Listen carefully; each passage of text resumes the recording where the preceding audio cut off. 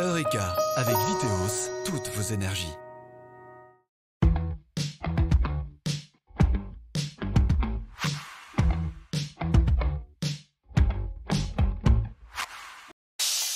Salut à tous, bienvenue dans Eureka, l'émission qui parle énergie et développement durable. On va s'intéresser aujourd'hui à l'énergie solaire en compagnie des scientifiques spécialistes du photovoltaïque à Neuchâtel.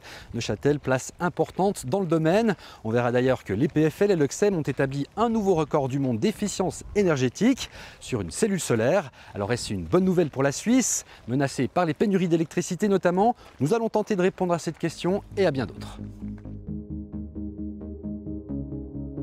Depuis plus de 20 ans, Neuchâtel est un acteur central du développement de l'énergie solaire en Suisse. Pour en parler avec nous, Christophe Baillif, directeur du laboratoire de photovoltaïque de l'EPFL, que nous retrouvons à Innopark, à Haute-Rive, dans les locaux du CSEM.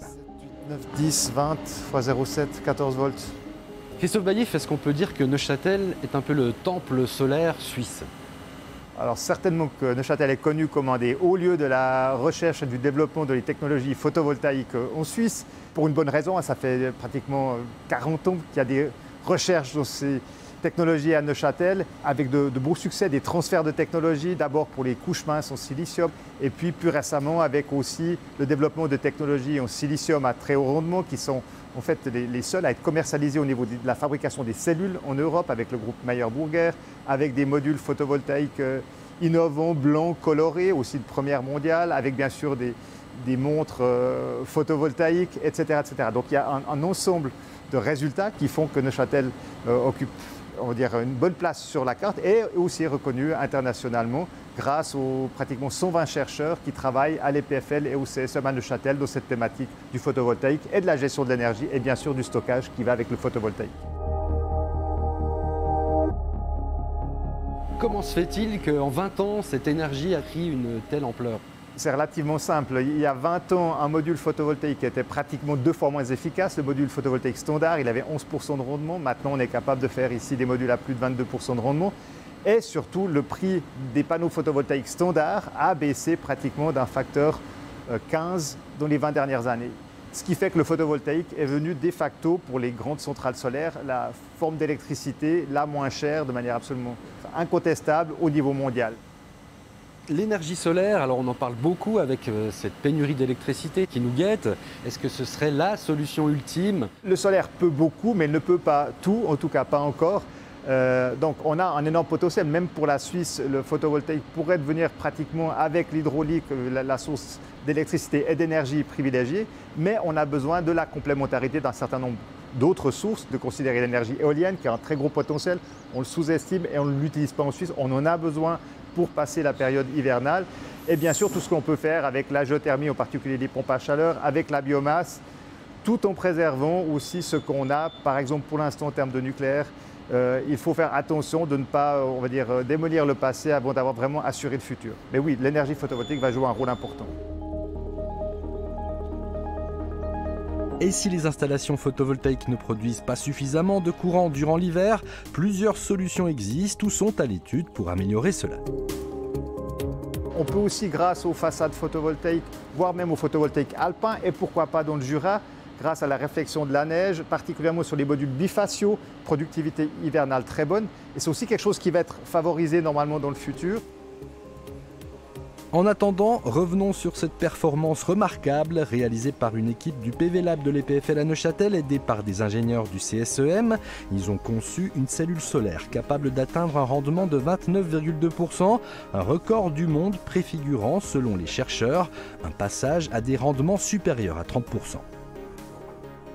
Bien sûr, ça ouvre des perspectives extraordinaires. Bien sûr aussi une carte de visite pour dire, regardez, on maîtrise des technologies très avancées parce qu'il faut bien réaliser que c'est extrêmement compliqué de faire ces dispositifs. On a une dizaine d'interfaces électroniques, c'est des matériaux de haute qualité, donc ça nécessite un savoir-faire et un travail acharné pendant de nombreuses années. Ce record du monde en matière photovoltaïque, c'est ici à Microcity qu'il a été réalisé par les équipes de l'EPFL et du CSEM. Une dizaine de chercheurs scientifiques, techniciens, travaillent habituellement dans l'ombre sur ces questions d'énergie solaire. Nous avons décidé de les mettre un peu dans la lumière. C'est Christian Wolf, collaborateur scientifique du laboratoire de photovoltaïque de l'EPFL qui nous accueille. Allemand d'origine roumaine, installé en Suisse depuis 2020, il a accepté de répondre à nos questions dans la langue de Molière. Pour des chercheurs comme vous, est-ce que battre un tel record du monde est quelque chose d'important? Je crois qu'il est une motivation bien pour les étudiants, aussi pour moi. Mais enfin, notre motivation plus grande est qu'on peut avancer le domaine et ajouter la communauté en général d'énergie renouvelable. Christian, est-ce que vous pouvez nous expliquer quel est le processus de fabrication de ces cellules? Nous achetons le wafer de silicium cristalline et puis on fait une texturisation avec une solution alcaline. Après ça, nous déposons 10 couches avec de différentes techniques physiques comme l'évaporation ou la pulvérisation cathodique. Pour battre ce record, les scientifiques ont associé de la perovskite, un minéral au plus habituel silicium, élément chimique, dans la conception de ces cellules solaires à haut rendement. Pourquoi la perovskite alors? La perovskite est plus apte à utiliser le partie bleue et verte de le spectre solaire. Okay. Le silicium est plus bon à utiliser le partie rouge et infrarouge. Si on fait l'association de les deux, c'est plus efficace. Alors, les rendements actuels des cellules sur le marché sont plutôt de l'ordre de 20%. Vous avez quasiment atteint les 30% avec vos cellules et ce record du monde. Est-ce qu'on peut espérer avoir de tels rendements pour le grand public rapidement? Si on parlait de les prochaines 10 ans, je ne crois pas. Mais j'espère en quelque chose comme 5 ou 10 ans, on va avoir beaucoup de cette module. Oui. Pourquoi on doit attendre si longtemps? Quels sont les freins au développement? Changer la chaîne de production, ça prend du temps. Notre processus sont très près d'industrie, mais ils ne sont pas les mêmes techniques.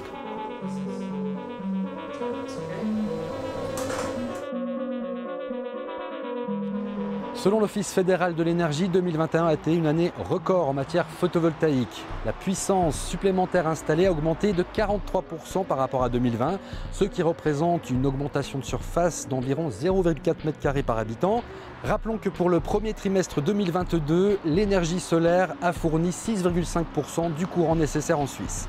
Eureka, c'est terminé, on se retrouve le mois prochain. D'ici là, restez branchés sur Canal Alpha. Salut!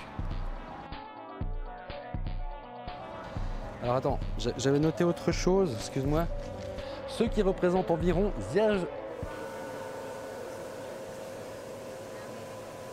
à 2020. C'était Eureka avec Viteos, toutes vos énergies.